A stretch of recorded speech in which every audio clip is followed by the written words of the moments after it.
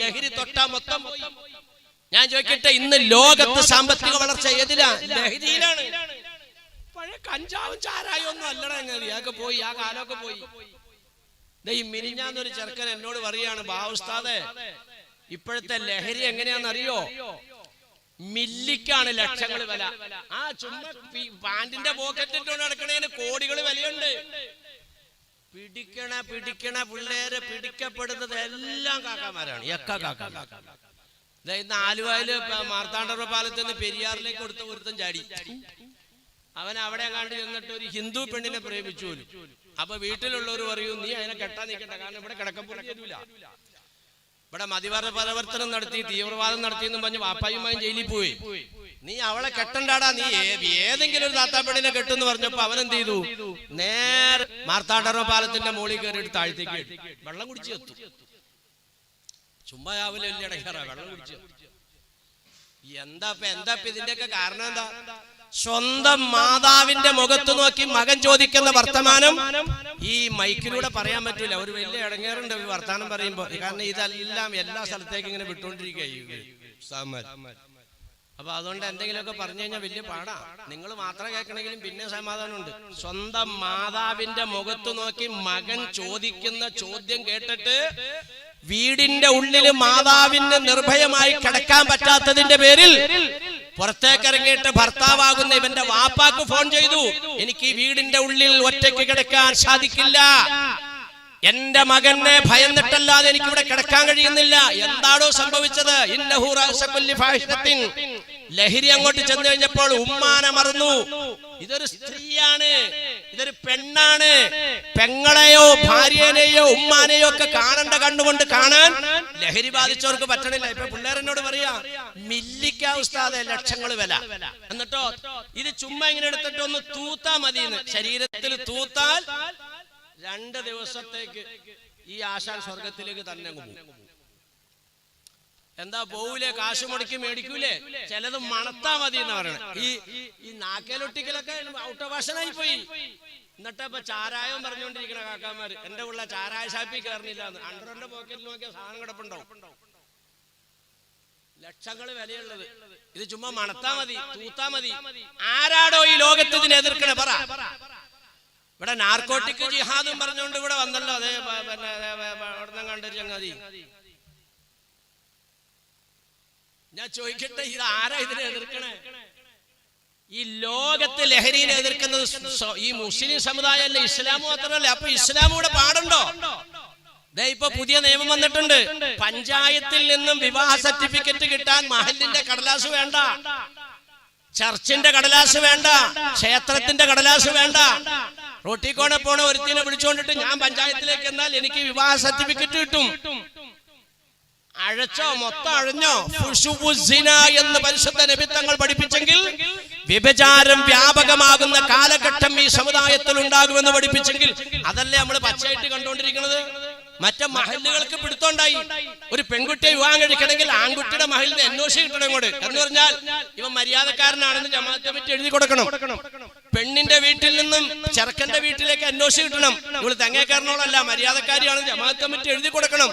ഒരു NOCയും വേണ്ട, കുന്നോസിയും വേണ്ട. റോട്ടിക്കോടെ പോണേനെ പിടിച്ചോണ്ട് ചെന്ന് കഴിഞ്ഞാൽ പഞ്ചായത്തിൽ ചെന്നാൽ സർട്ടിഫിക്കറ്റ് വെക്കും. ഞാൻ ആരെയും വിമർശിക്കാൻ ഇപ്പൊ എന്ത് പറഞ്ഞാലും ഇപ്പൊ രാജ്യദ്രോഹമാണ്. കാര്യം പറഞ്ഞാലും രാജ്യദ്രോഹമാണ്.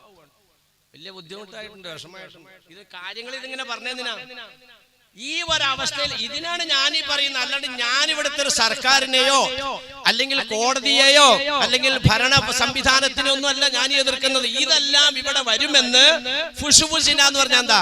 വ്യഭിചാരം വ്യാപകമാകുന്ന കാലം എന്ന് പറഞ്ഞാൽ വഴിയിൽ കിടന്ന് വ്യഭിചരിക്കുന്നത് കാണുമ്പോ നിങ്ങളിങ്ങനെ നടന്നു പോവാണി, എന്റെ പൊന്നുമക്കളെ കിടക്കാറുണ്ടല്ലോ, ഇങ്ങനെ പറയുന്നവൻ ഈമാനുള്ളവനായിരിക്കും എന്ന് പറഞ്ഞെങ്കിൽ ഇന്ന് നമ്മുടെയൊക്കെ, ഞാനേ ഒരു 10-25 കൊല്ലം മുമ്പ് ഗൾഫിൽ പോയ എന്റെ ഒരു സ്നേഹിതൻ അവിടെ ചെന്നപ്പോ ഈ ആശാനൊക്കെ കേറിപ്പോൻ പറ്റില്ല. അങ്ങനെ അവിടെ കുറെ താമസം വന്നു കഴിഞ്ഞപ്പോ ഇദ്ദേഹത്തിന്റെ ഒരു കൂട്ടുകാരൻ പറഞ്ഞു, ഞാൻ ചുവന്ന തെരുവ് കാണിച്ചു തരാന്ന് പറഞ്ഞു. ഇയാളെ കൊണ്ടുപോയി. എന്നിട്ട് വാമസിലാരോട് വന്നിട്ട് പറഞ്ഞ സംഭവം ഇത് ഞാൻ ബോംബെയിലും പോയിട്ടില്ല, കണ്ടിട്ടുമില്ല. ചുവന്ന തെരുവ് കാണിച്ചു തരാം. അങ്ങനെ ചെന്ന് കഴിഞ്ഞപ്പോൾ 2 സൈഡിലും ചുണ്ടൊക്കെ ചുമപ്പിച്ച് വേണ്ടപ്പെട്ട സ്ഥലങ്ങളൊക്കെ പുരുഷന്മാരെ ആകർഷിക്കാവുന്ന നിലയിൽ തുറന്നു വെച്ച് രണ്ട് വിരലിങ്ങനെ ഉയർത്തിപ്പിടിച്ചിട്ട് ₹2 ഒറ്റ പ്രാവശ്യത്തേക്ക് 2 രൂപ. നമ്മുടെ കൂട്ടുകാരൻ പറയാം അന്തം വിട്ടു അവസ്ഥ, അന്തം വിട്ടു. ഇന്ന് നമ്മുടെ കേരളത്തിലെ പട്ടണങ്ങളിൽ സൂര്യൻ അസ്തമിച്ചാലൊന്ന് നോക്ക്. എല്ലാ സ്ഥലത്തും പറയുന്നത്. ഞങ്ങളുടെ ആലുവായിൽ വന്ന് നോക്ക്. വൈകുന്നേരം ഒരു 7 മണി 7:30 മണി ആയാൽ റെയിൽവേ സ്റ്റേഷന്റെ പരിസരത്തെല്ലാം കാണാം. നമ്മൾ ചുമ്മാ വണ്ടിയിൽ പോകുമ്പോ കാണാം. ചുണ്ടെല്ലാം ചുമപ്പിച്ച് വേണ്ടപ്പെട്ട ഭാഗങ്ങളെല്ലാം പുറത്താക്കിക്കൊണ്ട് സ്ത്രീ വിഭാഗത്തിൽപ്പെട്ടവർ കൈകാട്ടി വിളിക്കുന്ന അവസ്ഥ എത്തിയില്ലേ? ഞാനിരുന്നതിനെ വിമർശിക്കല്ല പൊന്നാറ ചങ്ങാതിമാരെ, ഇതൊക്കെ ഉണ്ടായിക്കോട്ടെ, നടന്നോട്ടെ. പക്ഷെ ഈ കാലഘട്ടത്തിൽ നമ്മൾ എന്ത് ചെയ്യണം? ഈ മുന്നറിയിപ്പ്, എന്റെ മുസ്ലിയാരെ ഇങ്ങനെയൊക്കെ മുന്നറിയിപ്പിന് നബി സല്ലല്ലാഹു അലൈഹി വസല്ലം തങ്ങൾ തന്നെങ്കിൽ പിന്നെ മുസ്ലിയാരി മാതിരി ഒച്ചപ്പാടുണ്ടാക്കണ എന്തിനാന്ന് ചിലപ്പോൾ നിങ്ങൾ ചോദിക്കുമായിരിക്കും. നിങ്ങൾ മുസ്ലിയാരി ഇങ്ങനെ ഒച്ചപ്പാടുണ്ടാക്കണ എന്തിനാന്ന് ചോദിക്കും. ഇവിടെയാണ് വിഷയം. ഇതിലെങ്ങനെ പോയാൽ അവിടെ വഴി അപകടമാണെന്ന് വഴി അറിയുന്ന ഒരാൾ നമുക്ക് പഠിപ്പിച്ചു തന്നാൽ ആ അപകടത്തിലേക്ക് നമ്മൾ മനഃപൂർവ്വം പോയി ചാടുവോ? പിന്നെ നമ്മൾ എന്ത് ചെയ്യും? നമ്മൾ സുരക്ഷിതമായ വഴിയിലൂടെ പോകും. ഇതാണ് ഇവിടെ നമുക്ക് പഠിക്കേണ്ടത്. പൊന്നാർ നബി തങ്ങൾ ഇവിടെ വരാനിരിക്കുന്ന വിപത്തിനെ നമുക്ക് ചൂണ്ടിക്കാണിച്ചെന്നെങ്കിൽ ഈ വിപത്തുകൾ മനസ്സിലാക്കി ഈമാൻ തെറ്റിപ്പോകാതെ നിങ്ങൾ മുത്തഖിയായിട്ട് മരിക്കാനുള്ള പരിശ്രമം നടത്തിക്കൊള്ളണം കേട്ടോ. അല്ലാണ്ട് നബി തങ്ങൾ ഇങ്ങനെ പറഞ്ഞുകൊണ്ട് അതിലേക്ക് നമ്മൾ പോയി ചാടണമെന്നല്ല ഈ പറയുന്നത്. ഇതാണ് ഞാനും എന്റെ വിഷയം. ഞാൻ പറയുന്ന പോയിന്റുകളൊക്കെ എങ്ങനെയാണ്? ഇവിടെ എന്തെല്ലാം സംഭവിച്ചാലും നമ്മളതിനെ രാഷ്ട്രീയപരമായിട്ട് എതിർക്കാനോ ഭരണകൂടത്തിനെ വിമർശിക്കാനോ അല്ലെങ്കിൽ കോടതിയെ വിമർശിക്കാനോ ഇതിനൊന്നും നമ്മ നിൽക്കേണ്ട. അതിന്റെ പണിയല്ല നമ്മുടേത്. പിന്നെ ഇതെല്ലാം ഇവിടെ വരുമെന്ന് മുത്തനബി തങ്ങൾ നമുക്ക് മുന്നറിയിപ്പ് നൽകിയെങ്കിൽ ഈ അപകടത്തിലൊന്നും പോയി ചാടാതെ അല്ലാഹുവിന്റെ തഖ്വാന്റെ വഴിയിലൂടെ സൂക്ഷിച്ചു പോകാൻ നമ്മൾ പരിശ്രമിക്കണം. ഇതാണ് നമുക്കുള്ള പാഠം. ഇപ്പൊ വ്യാപകമായോ പറ. ഈ രീതിയിൽ വ്യഭിചാരത്തിനെ ലാ തഖറബു സിന, വ്യഭിചാരത്തിലേക്ക് നിങ്ങൾ അടുക്കല്ലേ എന്ന് പറഞ്ഞാൽ വ്യഭിചാരത്തിലേക്ക് പ്രേരണ കിട്ടുന്ന കാര്യങ്ങൾ നിങ്ങൾ ചെയ്യുന്നേ പറയണം. എന്ന് പറഞ്ഞാൽ അന്യ സ്ത്രീയും പുരുഷനും ഒരു സ്ഥലത്താകുന്ന സാഹചര്യം ഉണ്ടാകരുത്. സ്ത്രീ പുരുഷനെ, പുരുഷൻ സ്ത്രീയെ കണ്ട് ആസ്വദിക്കാൻ സാഹചര്യം ഉണ്ടാകരുത്. ഇതൊക്കെ നിങ്ങളെ വ്യഭിചാരത്തിലേക്ക് നയിക്കുക. അതാണ് തഖറബു സിന, വ്യഭിചാരത്തിന്റെ അടയാളത്തിലേക്ക്. കുല്ലു ബനി ആദമ കുതിബ അല ബനി ആദമ നസീബുഹു മിനസ് സിന. മനുഷ്യരുടെ ഭാഗത്തുനിന്ന് വ്യഭിചാരം സംഭവിക്കുന്നു. ഐനാനി സിലാഹുമാ അൻ-നദർ. തങ്ങൾ അതാണ് വിശദീകരിച്ചത്. കണ്ണുകൊണ്ട് നിങ്ങൾ കണ്ടാസ്വദിക്കുന്നത് കണ്ണിന്റെ വ്യഭിചാരമാണ്. കാതുകൊണ്ട് കേട്ടാസ്വദിക്കുന്നത് കാതിന്റെ വ്യഭിചാരമാണ്. നാക്കുകൊണ്ട് പറഞ്ഞാസ്വദിക്കുന്നത് നാവിന്റെ വ്യഭിചാരമാണ്. കൈകൊണ്ട് പിടിച്ചാസ്വദിക്കുന്നത് കൈയിന്റെ വ്യഭിചാരമാണ്. കാലുകൊണ്ട് നടന്നു പോകുന്നത് കാലിന്റെ വ്യഭിചാരമാണ്. ഇത് യഥാർത്ഥ്യമാക്കുന്നത് രഹസ്യഭാഗങ്ങളാണെന്ന് നബിയുനാ റസൂലുള്ളാഹി സ്വല്ലല്ലാഹു അലൈഹി വസല്ലം തങ്ങൾ പഠിപ്പിച്ചെങ്കിൽ ഖുർആൻ ഒറ്റ വാക്കിൽ അത് ഒതുക്കി. തഖറബു സിന വലാ തഖറബു സിന, വ്യഭിചാരത്തിലേക്ക് അടുക്കൽ. അപ്പൊ ഞാൻ ചോദിക്കട്ടെ, വ്യഭിചാരത്തിന്റെ ഇവിടെ വാതിൽ തുറന്നിടുന്ന വിഭാഗങ്ങള് ഇസ്ലാമിനെ എതിർക്കൂലേ? നിങ്ങൾ പറ. ഇതുപോലെ ഈ ലോകത്തെ ധിക്കാരങ്ങളും അക്രമങ്ങളും അധർമ്മങ്ങളും നിലനിൽക്കാൻ ആവശ്യമാകുന്ന സംവിധാനങ്ങളെ പൊളിക്കുന്ന ഏക പ്രസ്ഥാനമാണ് ഇസ്ലാം. അതുകൊണ്ടാണ് ഇസ്ലാം എതിർക്കപ്പെടുന്നത്. അല്ലാതെ ഇവിടെ ഈ യുക്തിവാദികളും നിരീശ്വരവാദികളും ഇസ്ലാമിനെ ആക്ഷേപിക്കുന്നവരെ നിങ്ങളെ എല്ലാവരും എതിർക്കണ എന്തുകൊണ്ടാ? നിങ്ങൾ ചൊവ്വില്ലാത്തതായതുകൊണ്ട്. ഞാൻ കേട്ടതാ ഒരു വിവരദോഷി വിളിച്ചു പറയണത്. ഇസ്ലാമിനെ എന്തുകൊണ്ടാണ് എല്ലാവരും എതിർക്കുന്നത്? ഇസ്ലാം അത്ര മോശമായതുകൊണ്ടിട്ടാണ്. അവന്റെ വിലയിരുത്തൽ അങ്ങനെ അല്ല.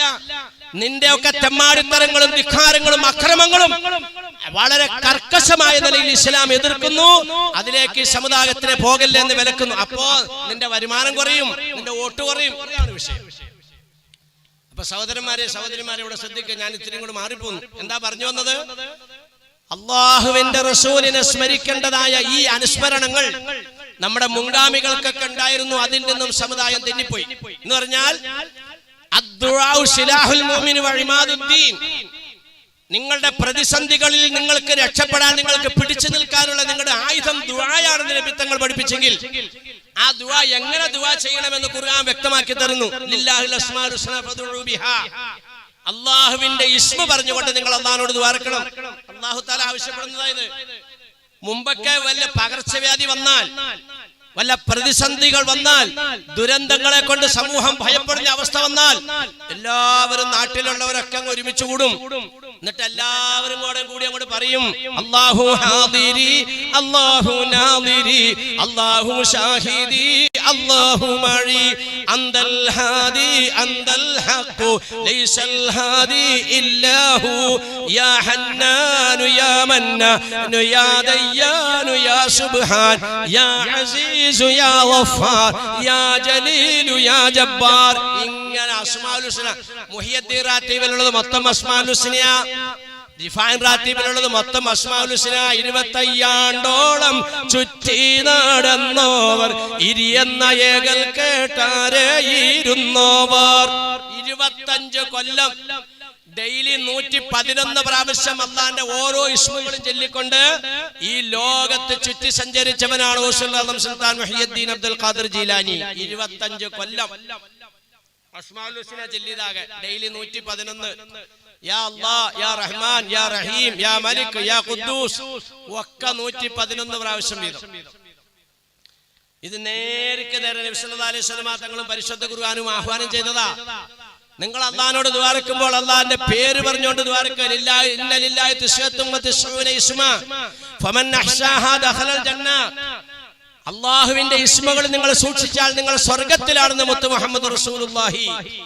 പടച്ചതമ്പുരാന്റെ പരിശുദ്ധമായ ഇസ്മുകളെ കൊണ്ടിട്ട് ആ ഇസ്മുകളെ കൊണ്ട് നിങ്ങൾ ദുആ ചെയ്താൽ അജാബ വഇദാ സഅല ബിഹി ഉഅതിയ, നിങ്ങൾ ചോദിക്കുന്ന അല്ലാഹു തആല നിങ്ങൾക്ക് നൽകും. നിങ്ങളുടെ ദുആക്ക് അല്ലാഹു തആല ഉത്തരം ചെയ്യും ഇസ്മുകൾ ചൊല്ലി ദുആ ചെയ്താൽ. ഇതാണ് അല്ലാഹു ഹാദിരി അല്ലാഹു നാദിരി. ഇതാണ് യാ ഹന്നാനു യാ മന്നാൻ യാ ദയ്യാനു യാ സുബ്ഹാൻ. ഇത് തന്നെയാണ് റിഫായി ഷൈഖ് ചൊല്ലിയത്. പക്ഷെ റിഫായി ഷൈഖ് ചൊല്ലിയപ്പോൾ അതിനകത്ത് ചില വ്യത്യാസങ്ങൾ വന്നു. സാധാരണക്കാർക്ക് മനസ്സിലാവുള്ള മൂപ്പര് ചൊല്ലണത് എന്താണെന്നറിയോ? യാഹു യാഹു 111 പ്രാവശ്യം. മുമ്പൊക്കെ മുൻഗാമികളൊക്കെ ഇത് ചെല്ലിട്ട് ഇലാഹി അന്ത മഖ്സൂദി വരിളാക മത്ലൂബി ഹസ്ബുനല്ലാഹു നിഅമൽ വകീൽ നിഅമൽ മൗലാ വ നിഅമൻ നസീർ. പടച്ചവനെ, ഞങ്ങളുടെ കാര്യം നിന്നിലേക്ക് സമർപ്പിക്കുന്നു അല്ലാഹ്. ഞങ്ങൾ ഈ അസ്മാഉൽ ഹുസ്ന ഓതിക്കൊണ്ടിട്ട് അല്ലാഹുവേ നിന്നിലേക്ക് ഞങ്ങളുടെ കാര്യം ഏൽപ്പിക്കുന്നു അല്ലാഹ്. നീ ഞങ്ങൾക്ക് എത്തിച്ചു തരണേ തമ്പുരാനെ. ഇങ്ങനെയായിരുന്നു മുമ്പുള്ള ദുആ. ഇതെല്ലാം കൂടി ചൊല്ലിയിട്ട് ഇതങ്ങോട്ട് ചൊല്ലി. ഇന്നിപ്പോ കാര്യങ്ങൾ മാറിപ്പോയി. ഇന്ന് അവസ്ഥകൾ മാറി. എല്ലാവരും ഒക്കെ വട്ടം കൂടി ഇരിക്കുകയൊക്കെ ചെയ്യും. പോത്തിനെ ഇറക്കും ആടിനെ ഇറക്കും ഒക്കെ ഉണ്ടാവും. പക്ഷെ ഇതെല്ലാവരും കൂടെ വട്ടം കൂടിയൊക്കെ ഇരുന്നിട്ട് ചെല്ലുമ്പോ യാ അസീസ് യാ ഗഫാർ യാ ജലീലു യാ ജബ്ബാർ 11 ആവുമ്പോ ചെല്ലാൻ നേതൃത്വം കൊടുക്കണം. അന്തൽ ഹാദി അന്തൽ ഹഖ് അവസാനം അല്ലാഹു അല്ലാഹു അല്ലാഹ്. അപ്പൊ ഇതിങ്ങനെ ചൊല്ലിക്കൊണ്ടിരിക്കും. വീട്ടുകാരൻ പാവപ്പെട്ട കാക്കയ്ക്ക് ഉസ്താദെ മൗലൂദ് കിതാബിനകത്ത് 111 എഴുതിയേക്കണം ഉസ്താദെ. അത് അച്ചടി പെശക 11 പറ്റിച്ച. എന്നിട്ട് കൈവെക്കുക, പടച്ചവനെ ഇവിടുത്തെ രോഗിയുടെ രോഗം ശിഫയാക്കണേ അല്ലാ. എവിടെ ശിഫയാവുന്ന പറയണേ? റിഫായി ഷൈഖ് റളിയല്ലാഹു തആല അൻഹുവിന്റെ മൗലൂദ് ചെയ്യും. റിഫായി മൗലൂദ് അല്ലെങ്കിൽ റിഫായി റാത്തീബിയല്ല. എന്തിനാ? വീട്ടില് ഭയങ്കരമായ പാമ്പിന്റെ ശല്യം. ഉടനെ വീട്ടുകാരൻ നേർച്ചയാക്കി അൽഹംദുലില്ലാഹ് ഈ കോഴിപ്പൂവനെ അല്ലെങ്കിൽ ഈ ആടിനെ റിഫായിൻ മൗലൂദ് നടത്തുക അല്ലെങ്കിൽ റിഫായി റാത്തീബ് നടത്താം. ഇവിടെ നിന്ന് റിഫായി റാത്തീബ് നടത്തിയത് അസംസ്കാരത്തിന്റെ ശേഷം. നമുക്ക് മനസ്സിലാവാത്തതിന് നമ്മൾ കയറുന്നുകൊണ്ട് വിമർശിച്ചിട്ട് എന്താ ബഹുമാനികളെ കാര്യം? ഇവിടെ റിഫായി റാത്തീബ് നടത്തിയത് അസന്റെ ശേഷം ചെല്ലിയത് ഇത് തന്നെയല്ലേ? യാ ഹൂ ഹൂ ഹൂ ഹൂ ഹയ്യൻ. ഇപ്പൊ തന്നെ നിങ്ങൾ എന്നെ വിലയിരുത്തുന്നുണ്ട്. ഈ മുസ്ലിം ഇതെന്ത്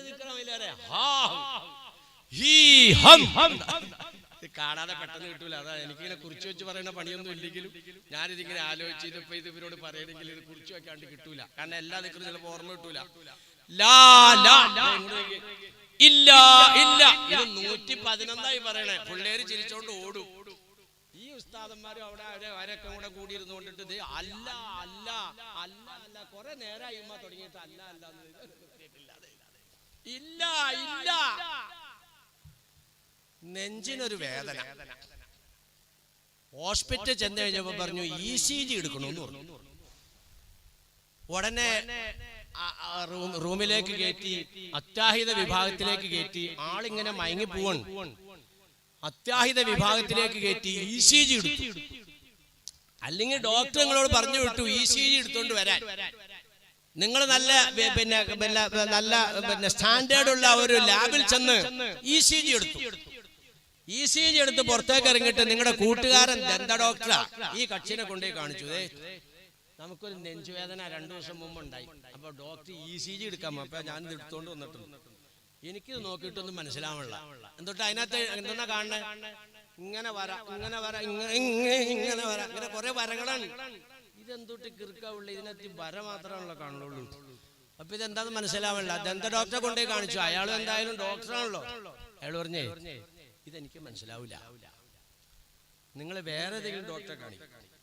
അത് കഴിഞ്ഞപ്പോ ചിൽഡ്രൻ സ്പെഷ്യലിസ്റ്റ് ഒരാളുണ്ട് ഇയാളുടെ അയാളെ കൊണ്ടേ കാണിച്ചു. അയാൾ പറഞ്ഞേ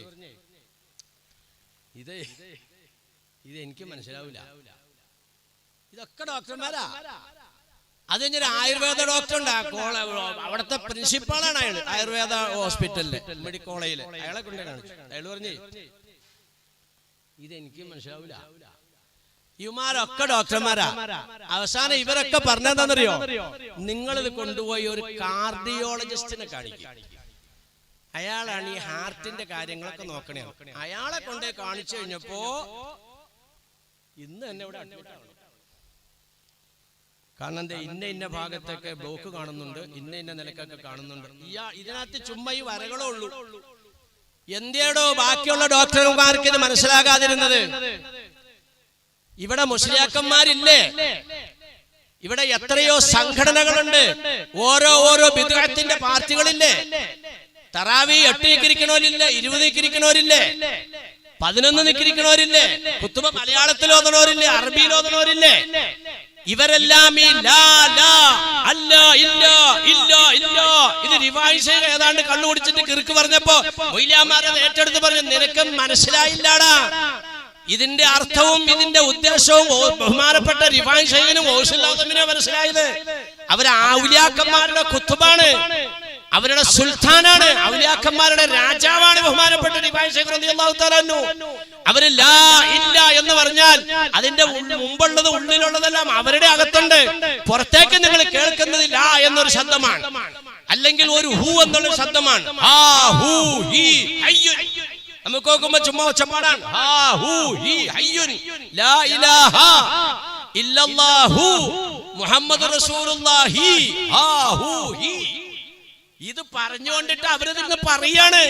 പക്ഷെ ശബ്ദം പുറത്തേക്ക് വരുന്നത് ചെറിയ ഒരു ഹർഫ് മാത്രമാണ്.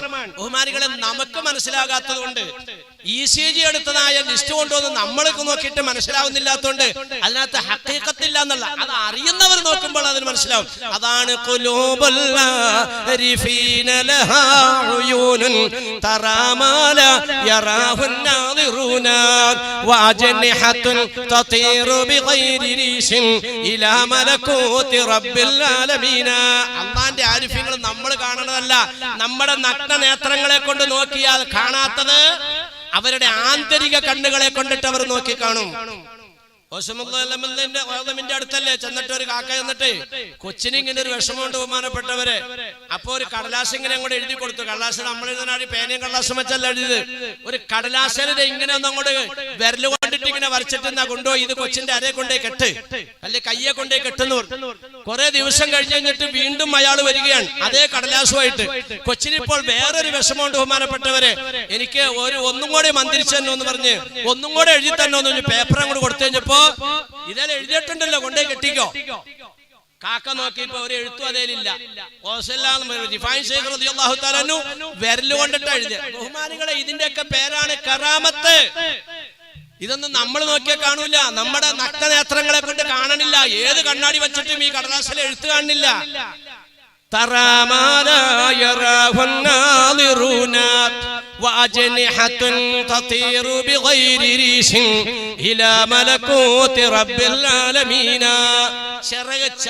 തൂവലുകളില്ലാത്ത ചിറകുകളെ കൊണ്ട് അവർ അള്ളാഹു ഉദ്ദേശിച്ചതായ ഭാഗത്തേക്ക് പറന്നെത്തുന്നു, അവന്റെ സമക്ഷത്തിലേക്ക് പറന്നെത്തുന്നു എന്ന് പറഞ്ഞാൽ റിഫായി ഷൈഖിനെ ഇവിടെ കണ്ടവർ ബഗ്ദാദിൽ ചെല്ലുമ്പോ അവിടെയും കാണും.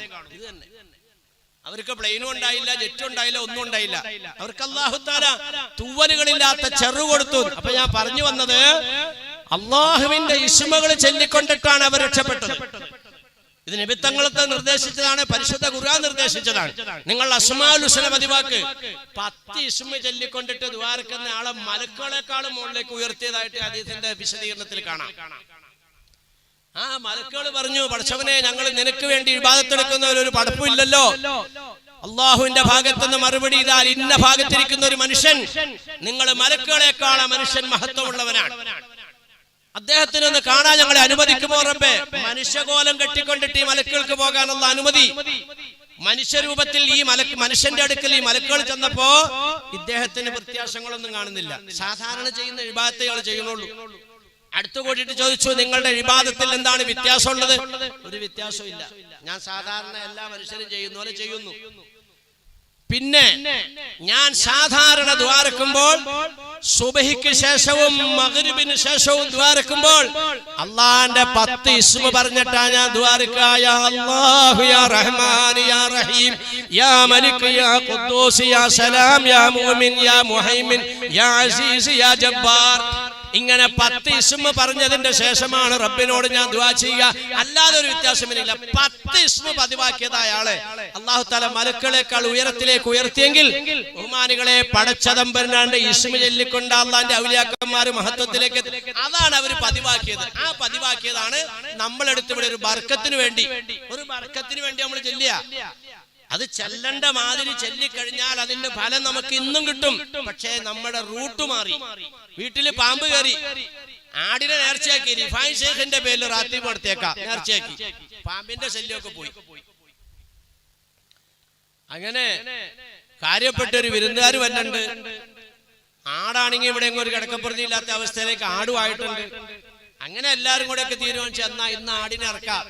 ആദ്യം തന്നെ കരലെടുത്ത് കാക്ക അകത്ത് ഫ്രിഡ്ജിനകത്ത് കയറ്റി. കാരണം കരൽ ഇതിന്റെ കൂട്ടത്തിൽ കൊടുക്കണ്ട. അതുപോലെ തന്നെ ഏറ്റവും നല്ല കൈക്കുറവ് ഒരെണ്ണെടുത്തിട്ട് അതും പീസാക്കിക്കൊണ്ട് അതും ഫ്രിഡ്ജിന്റെ മറ്റൊരു കള്ളി കയറ്റി.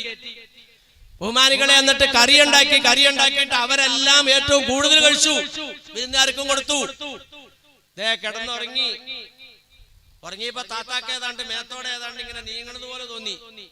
കൈ കൊണ്ട് തട്ടിയപ്പോ കയ്യിലേക്ക് കയറി ചിറ്റി ചാടി അടിച്ചു. പാമ്പേ പാമ്പേ എന്നും പറഞ്ഞു. റാത്തീവ് നടന്നിട്ടേ ഉള്ളൂ. റാത്തീവ് നടന്ന് അന്ന് തന്നെ പാമ്പ് കയറി.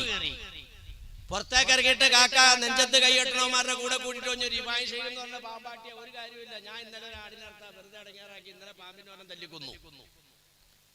എവിടെയാണോ പിഴച്ചത് പറ, എവിടെയാ തെറ്റിയത്? റിഫായി ഷെയ്ഖ് റളിയല്ലാഹു തആല അൻഹുവിനെ അല്ലാഹു തആല തന്റെ ഇണയെ കൊണ്ട് ശക്തമായി പരീക്ഷിച്ച ഒരു വ്യക്തിയായിരുന്നു. ഒരിക്കൽ തന്റെ ഒരു ശിഷ്യൻ കയറി ചെല്ലുമ്പോൾ ചട്ടകം കൊണ്ടിട്ട് മഹാനായ ഷെയ്ഖ് അവറുകളെ അടിക്കുകയാണ് ഈ ഭാര്യ. സ്വന്തം ഭാര്യയുടെ പീഡനങ്ങളും ദുരിതങ്ങളും. ഖുറശി എന്ന് പറയുന്ന ഒരാള്, അദ്ദേഹം മക്കയിൽ ജീവിച്ച ആളാണ്. അദ്ദേഹം ഇതുപോലെ പെണ്ണുമ്പിള്ളയുടെ ശല്യം സഹിക്കാൻ പറ്റാണ്ടായപ്പോ, ഇവിടെ നിങ്ങൾ കേട്ടോ, ഇത് ആണുങ്ങളൊക്കെ കേൾക്കണത്. ഇന്നത്തെ കാലഘട്ടം മഹാമോശ. ഇങ്ങോട്ട് പോകുന്ന വഴിക്ക് എന്നെ ഒരു ആലിമ വിളിക്കുകയാണ്, ഒരു ഉസ്താദ് വിളിക്കുകയാണ്. അപ്പൊ കാട്ടാമ്പള്ളി ഉസ്താദ് എന്നോട് ചോദിച്ചു, ആരാ പാവസിലേരെ വിളിച്ചത്? അത് ഇന്നയാളാ ഉസ്താദ്. അപ്പൊ ഉസ്താദിന് മനസ്സിലായില്ല ഞാൻ പറഞ്ഞ ആളെ. എന്താ അപ്പൊ മൂപ്പർക്ക് എന്താ വിഷയം? മൂപ്പലായിട്ടിട്ട് പെണ്ണുമ്പിള്ള പോയി. എന്നിട്ട് തലാക്ക് എല്ലിക്കൊള്ളാൻ അവള് തന്നെ ആവശ്യപ്പെട്ടു. മൂപ്പര് ഗത്യന്തരം ഇല്ലാതെ, കാരണം കോടതിയിൽ കേസും കാര്യങ്ങളൊക്കെ ആയപ്പോ ഗത്യന്തരം ഇല്ലാതെ മൂപ്പര് തലാക്കും ഒക്കെ ചെല്ലി. അപ്പൊ മൂപ്പർക്ക് ഇനി ഒരു പാവപ്പെട്ട പെണ്ണിനെ കല്യാണം കഴിക്കണമെന്നുണ്ട്. അതിനു വേണ്ടി ദ്വാരക്കാടാ എന്നോട് പറഞ്ഞു. അല്ലാണ്ട് ഞാൻ ബ്രോക്കർ ആയതുകൊണ്ട് പറഞ്ഞല്ല, എന്നോട് ദ്വാരക്കാൻ വേണ്ടി പറഞ്ഞു. അപ്പൊ കാട്ടാമ്പള്ളി ഉസ്താദ് പറയാ, ഇപ്പൊ ഈ ആണുങ്ങളെ ഇട്ടോണ്ട് പെണ്ണുങ്ങൾ പോക്ക് കൂടുതലാവും ആവശ്യം. വലിയ ഇടകേറിലേക്കാ കാര്യങ്ങൾ പോടുന്നുണ്ടോ? അതുകൊണ്ടിട്ടാണ് ഈ ആഖിർ സമാൻ എത്തുമ്പോൾ നബി സല്ലല്ലാഹു അലൈഹി വസല്ലം തങ്ങൾ എണ്ണി പറയാൻ കാരണം. ഇവിടത്തെ ഈ പാവങ്ങളെ പറ്റിയല്ല പറയുന്നത്. ഇതുങ്ങൾ ഈ പറയപ്പെട്ട രീതിയിൽ കെട്ടിയോനെ ചട്ടം വെച്ചടിക്കണമെങ്കിൽ ഈ പള്ളിപ്പറമ്പിൽ ഒന്നും ഇരിക്കൂല. ഇവിടെ വന്ന് ഇരുന്നപ്പോ തന്നെ മനസ്സിലായില്ലേ ഇതുങ്ങൾ മര്യാദക്കാരും പാവങ്ങളും. കാരണം അവർക്കൊന്നും ഇതിനോടൊന്നും താല്പര്യമുള്ളവരല്ല ഈ പറയണേ. അങ്ങനെയുള്ളവരൊന്നും ഈ മജ്ലിസിലും വരില്ല. അപ്പൊ ഇപ്പൊ അത് കൂടിക്കൊണ്ടിരിക്കുക. നബി തങ്ങളുടെ വാക്ക് എങ്ങനെയുണ്ടെന്ന് നോക്കി. ഭാര്യയെ അനുസരിക്കുന്ന ഭർത്താക്കന്മാരുണ്ടാകുക ലോകാവസാനത്തിന്റെ എന്ന് പറഞ്ഞാൽ ഭാര്യയാണ് ഭരിക്കുന്നത്. ഇത് ഇവിടെ നമ്മുടെ ഈ ഭാരതത്തിന്റെ ഭാഷയാണ് കേട്ടോ ഞാനീ പറഞ്ഞത്, നമ്മുടെ ഭാഷയല്ല. നമ്മുടെ ഭാഷ ഖലഖനാകും അസ്വാജാ. നിങ്ങളൊരാളെ അല്ലാഹു തആല ഭർത്താവാക്കിയല്ല, നിങ്ങളൊരാളെ ഭാര്യയാക്കിയല്ല കുടുംബ ബന്ധം ചേർത്തത്, ദാമ്പത്യത്തിലേക്ക് നിങ്ങളെ ചേർത്തത്. ഖലഖനാകും അസ്വാജാ. മരത്തിന്റെ ചില്ലയിൽ രണ്ട് കിളികൾ ഇരിക്കുകയാണ്. നമ്മൾ കണ്ടാൽ എന്ത് പറയും? കൂട്ടുകാരനെ വിളിച്ചിട്ട് ദേ ഹബീബേ, രണ്ട് ഇണക്കുഴികൾ ഇരിക്കുന്നത് കണ്ടോ? ഈ ഭാഷയാണ് ഖുർആൻ ഉപയോഗിച്ചത്. ഭർത്താവ് എന്ന ഭാഷ ഇസ്ലാമിലില്ല, ഭാര്യ എന്ന് പറയുന്ന ഭാഷ ഇസ്ലാമിലില്ല. പക്ഷെ നമ്മളിങ്ങനെ പറഞ്ഞു പോകണമെന്ന് മാത്രം. അപ്പൊ ഭാര്യ എന്ന് പറയുന്ന പെണ്ണാകുന്ന ഇണ ആണാകുന്ന ഇണയെ ഭരിക്കുന്ന അവസ്ഥയിലേക്ക് കാര്യങ്ങൾ എത്തുമെന്ന് പറഞ്ഞെങ്കിൽ ഇന്ന് ഭർത്താക്കന്മാരെ ഇട്ടുകൊണ്ട് ഭാര്യമാര് പോയിക്കൊണ്ടിരിക്കുകയാണ്. നിങ്ങൾ മനസ്സിലാക്കണം, ഖുറശി എന്ന് പറയുന്ന ആ മനുഷ്യൻ ഭാര്യ ഉപദ്രവിച്ചിട്ട് സഹിക്കാൻ പറ്റാണ്ടായപ്പോ ഞാൻ ഇനി ഇവിടെ താമസിക്കണില്ല എന്ന് പറഞ്ഞു വനാന്തരത്തിലേക്ക് കയറാൻ തീരുമാനിച്ചു. അങ്ങനെ ഈ വനാന്തരത്തിലൂടെ ഇങ്ങനെ നടക്കുമ്പോ വേറെ ഒരു രണ്ടാളുകൾ ഇങ്ങനെ വരികയാണ്. അവരുടെ ആട്ടുംകൂട്ടം തെന്നിപ്പോയി അതിനെ അന്വേഷിച്ച് വരികയാണ്. അപ്പൊ ഇവര് സലാം ചൊല്ലി, നിങ്ങൾ എങ്ങോട്ട് പോകുന്നു? ഞാൻ അങ്ങനെ എങ്ങോട്ടൊന്നുമില്ല, ഈ വനത്തിന്റെ ഉള്ളിലേക്ക് കയറി. എല്ലാം പക്കം നമ്മള് കൂട്ടുകാരാണല്ലോ, എന്നാൽ നമുക്ക് ഒരുമിച്ച് പോകാം. ഞങ്ങളുടെ ആടിനെ കാണാതെ ഞങ്ങൾ ആടിനെ അന്വേഷിച്ച് വരികയാണ്. ഓ, എന്നാ ഞാനും കൂടാം. നിങ്ങളുടെ ആടിനെ കണ്ടെത്തൽ ഒരു ഗുണമുള്ള കാര്യമാണല്ലോ. കുറെ ചെന്ന് കഴിഞ്ഞപ്പോ വിശപ്പായി. അപ്പൊ നിങ്ങള് ദ്വാരക്ക് ഈ അവസാനം കൂടെ ആളോട് രണ്ടുപേരും നിങ്ങൾ ദ്വാരക്ക് അല്ല, നിങ്ങളിൽ ഒരാൾ ദ്വാരക്ക്. അപ്പൊ അവരൊരാൾ ദുആ ചെയ്തു, പടച്ചവനെ ഞങ്ങൾക്ക് ഭക്ഷണമില്ല, അല്ലാഹുവേ ഞങ്ങളുടെ വിശപ്പടക്കാനുള്ള ഭക്ഷണം അല്ലാഹ് നീ ഞങ്ങൾക്ക് കാണിച്ചു തരണേ റബ്ബേ. അങ്ങനെ സ്വല്പം നീക്ക നല്ല ഒരു പഴം. ഇവർക്ക് മൂന്നാക്കും കൃത്യത്തിന് കഴിക്കാനുള്ള ഭക്ഷണമുണ്ട്. കഴിച്ചു വീണ്ടും യാത്ര മുന്നോട്ട്. കുറെ ദൂരം ചെന്നപ്പോ വീണ്ടും വിശപ്പായി.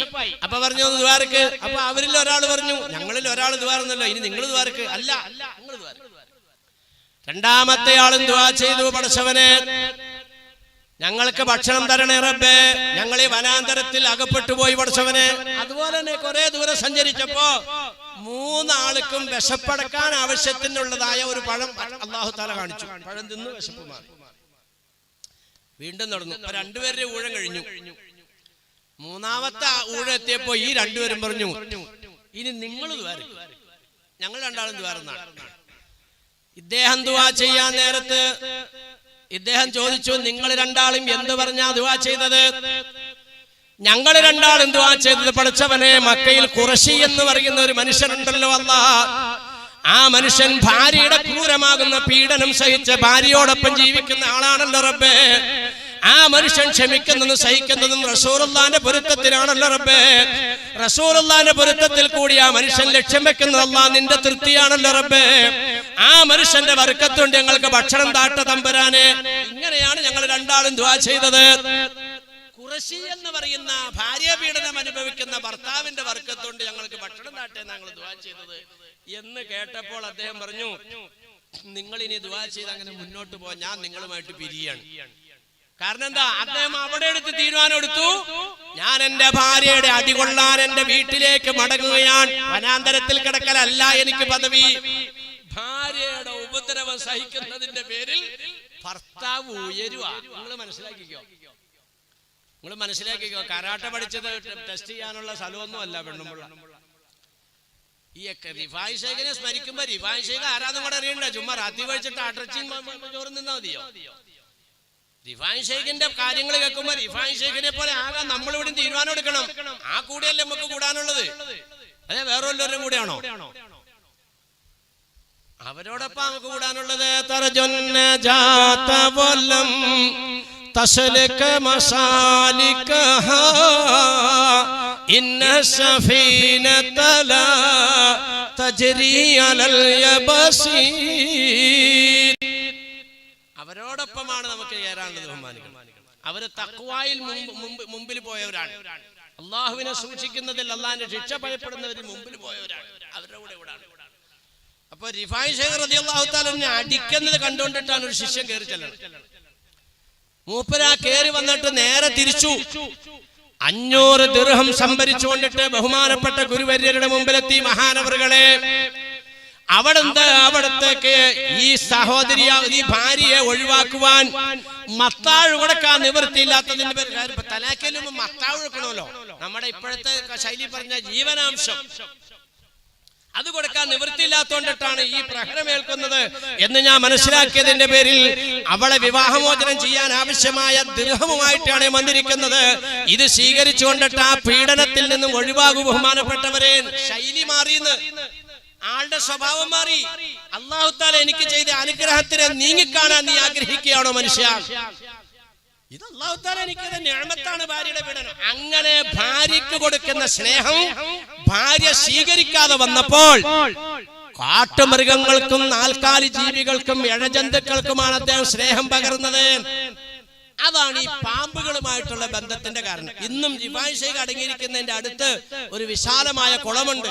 ഞാൻ കണ്ടില്ല, പോയില്ല. പോണമെന്ന് ആഗ്രഹം ഉണ്ടായി. അപ്പോഴത്തേക്കൊക്കെ കാലമൊക്കെ വളരെ മോശമായി.